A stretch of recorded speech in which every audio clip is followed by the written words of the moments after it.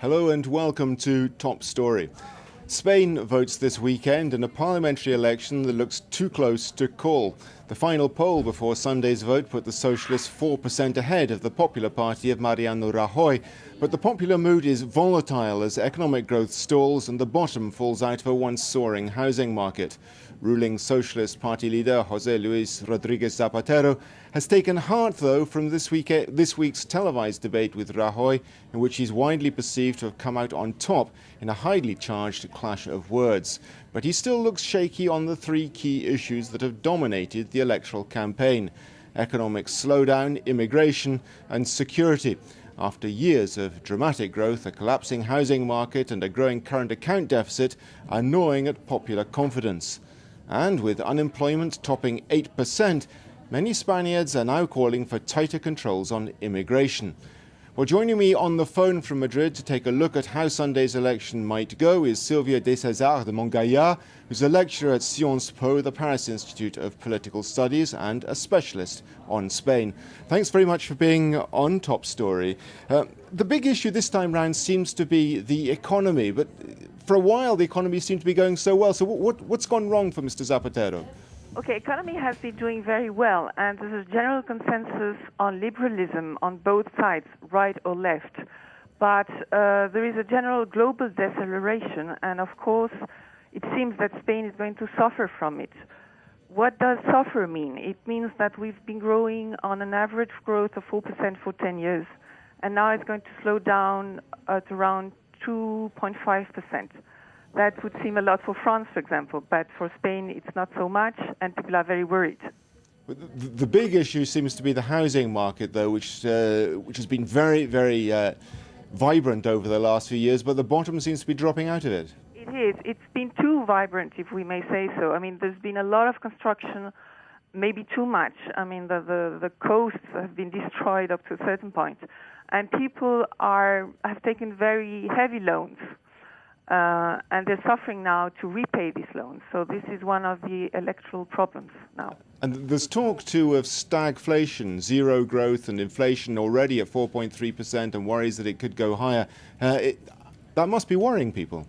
It is worrying people because these things happened in the 70s during the oil crisis and also in the beginning of the 90s. But since then, Spain has grown so much that people have forgotten what it means. And everybody's worried. People are worried about not being even able to repay their loans. So what, though, is this likely to mean for Mr. Zapatero? The last opinion poll gave him a 4% lead, but that's not very much. That could change quite drastically in the last few days. Well, it's true that the last polls have not been extremely reliable, I mean, on the last elections. So, but everybody here thinks that Zapatero is going to win the elections. The real problem is the turnout.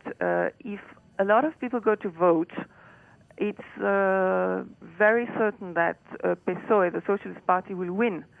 If abstention is high, then there's a chance for the Popular Party leader, Mariano Rajoy. Neither of these candidates seem to be particularly inspiring. For Mr. Zapatero, that seems to be part of the problem. But on the other hand, he's been well served by the fact that Mr. Rajoy hasn't been able to take advantage of that. Yes, we have a rather weak leadership. I don't think Mr. Zapatero was ready to win the elections in 2004, and he won them because of the bomb attacks of 11th of March. So he was not really ready.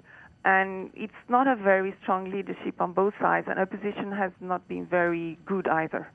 One of the other big issues that people seem to be talking about a lot at the moment is the question of immigration. I suppose that this is attached to the slowdown of the economy. People are beginning to worry much more about the numbers of immigrants coming into Spain, which takes in more immigrants than any other country in Europe. Something like 1/3 of all immigrants in the EU are coming into Spain.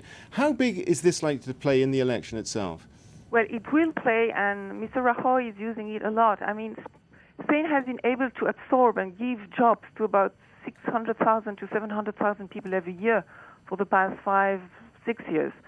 It's not going to be the same now, and a lot of these people are working into construction. So if there's a slowdown in construction, they will be jobless, and it might create integration problems with other Spaniards, and so on and so forth. So, of course, Mariano Rajoy is using this very strongly in the election. One of the other issues is security and the question too of devolution of power, devolution to the Catalans, the problem that Zapatero is perceived to be had by many of being soft on terrorism, talking to ETA, the Basque terrorist organization. Is that working against him as well? Well, it might, but this has been one of the toughest parts of the debate. Mariano Rajoy told him, you lied to us, because when, in fact, ETA resumed, and started again to put bombs at the end of 2006, you told Spaniards, you, Prime Minister, that you were not talking to them anymore, and you did talk to them. So you were lying to us. And then Zapatero responded, you also lied in the 11th of March problems. And he told him, during the last 4 years of Partido Popular's rule, there were 238 people killed by terrorism, may it be Islamic terrorism or Basque terrorism. Under my leadership for 4 years, only 4 people were killed. So stop talking about this. It was a very tough exchange, very unpleasant. What about the issue of devolution of power to the Catalan area? Is that also working against Mr. Zapatero? Is he blamed for giving away too much? It's a very, very strong issue, especially when you think about what's going on in Belgium or Kosovo, People are really worried about that because the Catalonian left has said that in 2014 they will call for I wouldn't call it, but it's almost a secession referendum. And also the Basques have. So this is a very serious problem for Spain's unity. Would you say it would be fair to say that whoever wins this election is going to be in a weaker position than the present government? There's absolutely no chance that any of them has absolute majority. So that means they will have to have a coalition with parties that will probably be on the left side for Zapatero, and if by any chance, it's a very slight chance, it's Mariano Rajoy, I don't really know who wants to go with him. So they're going to be, I'm afraid I'm going to have to interrupt you there. That's all we have time for today. Thanks to our guest, Sylvia de Sazar de Montgaillard. Join us again next week for another edition of Top Story. Have a good weekend. Goodbye.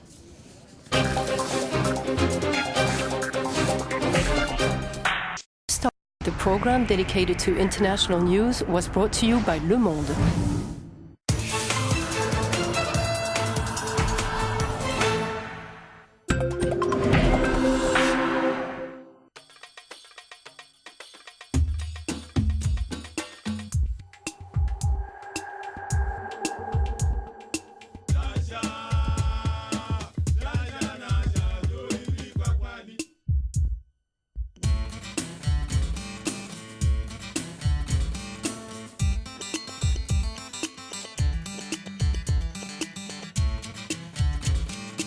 The roots are, we start writing with our feet. Energy, precision, passion. We put these into every one of our 475 hotels across the world. So when you're away on business, the only performance you have to focus on is your own. This is Marriott.